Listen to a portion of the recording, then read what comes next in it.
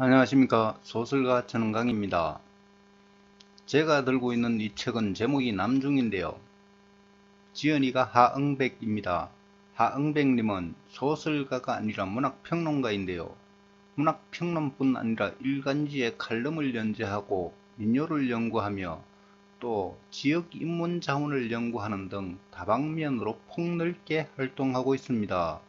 그런 그가 이번에는 소설을 쓰고 처음으로 책으로 펴냈습니다.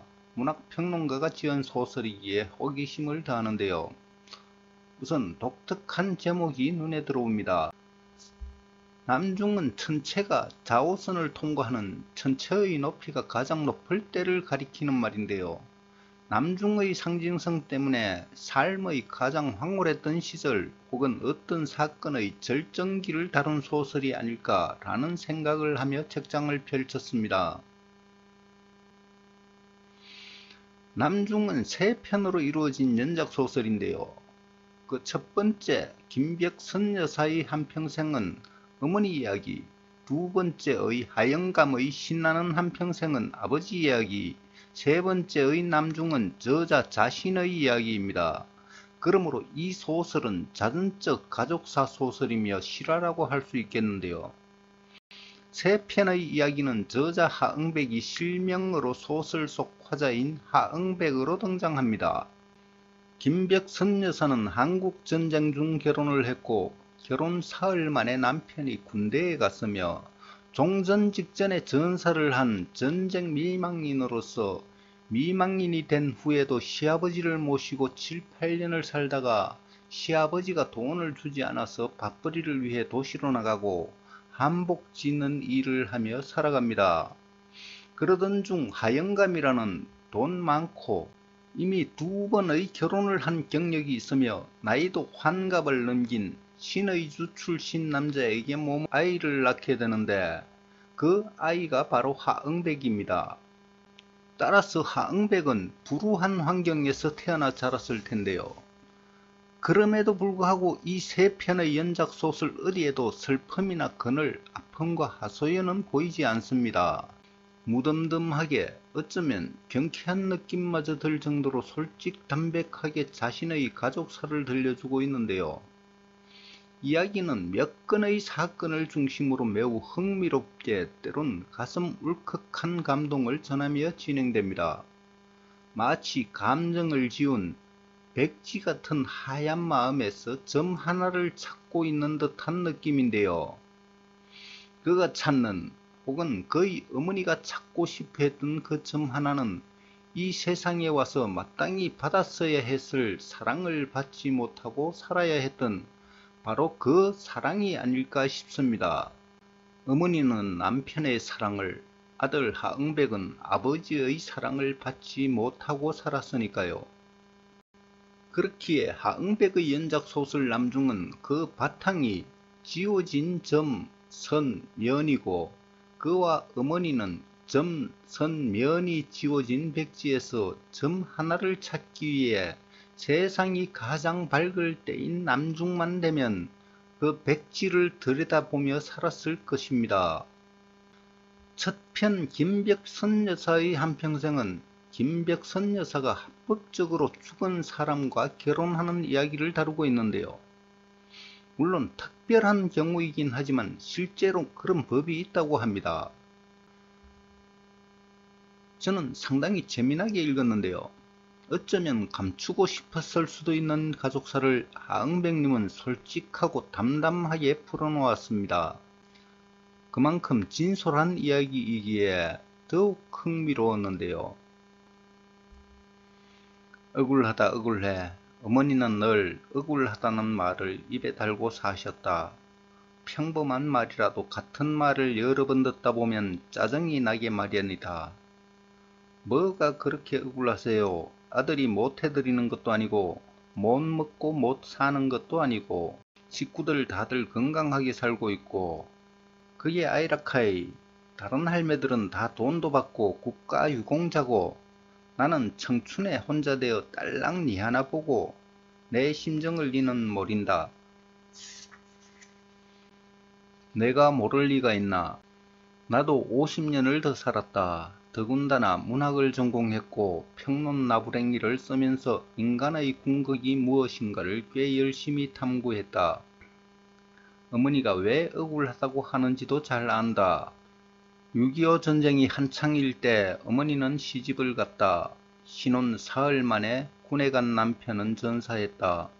그 후 10년 정도의 세월이 흐른 뒤 지나가던 영감탱이에게 몸을 허락해 난 아이가 나다. 그 영감탱이가 나의 아버지다. 어머니와 영감탱이가 같이 산 날은 일생을 다 합쳐봐야 채 몇 달이 되지도 않는다. 그러니 당연히 인생이 억울하지.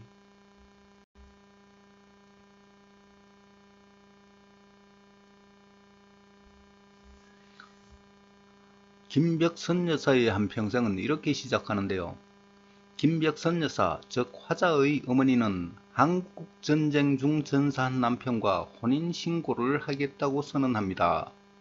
그녀가 결혼을 했던 때는 전쟁 중이라 혼인신고를 하지 못했고 하응백의 아버지 하영강과는 재혼을 한 것이 아니라 심신을 의지하는 정도의 사이로 지냈으므로 호적상으로는 미혼이었던 것입니다.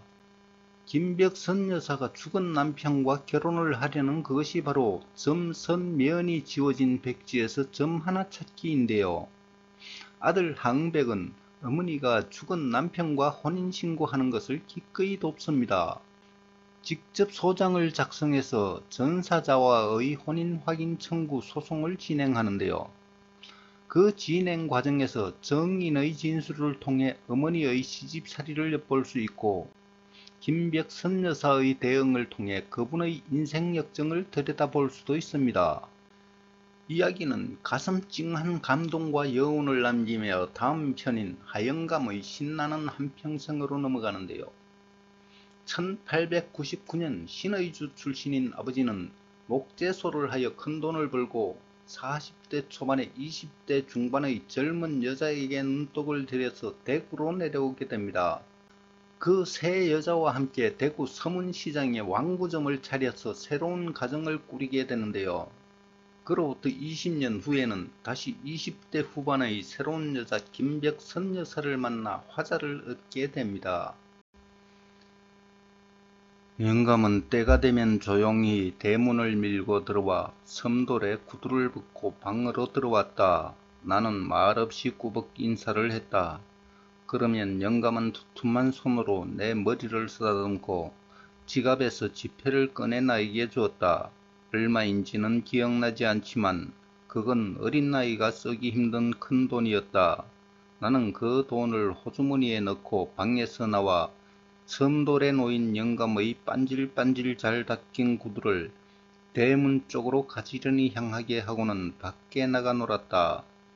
동네 조무래기와 놀건 혼자서 철도까지 가서 레일에 귀를 대고 기차가 언제 오는지 알아맞히는 혼자만의 놀이를 하건 1시간 정도는 밖에서 노는 것이 어머니와 나와의 무언의 약속이었다. 어느 정도 놀다가 집으로 들어가면 어머니는 이미 부엌으로 가서 점심 준비를 하고 있었다. 영감은 국수를 좋아해서 어머니는 대개 소면 국수를 삶아냈다.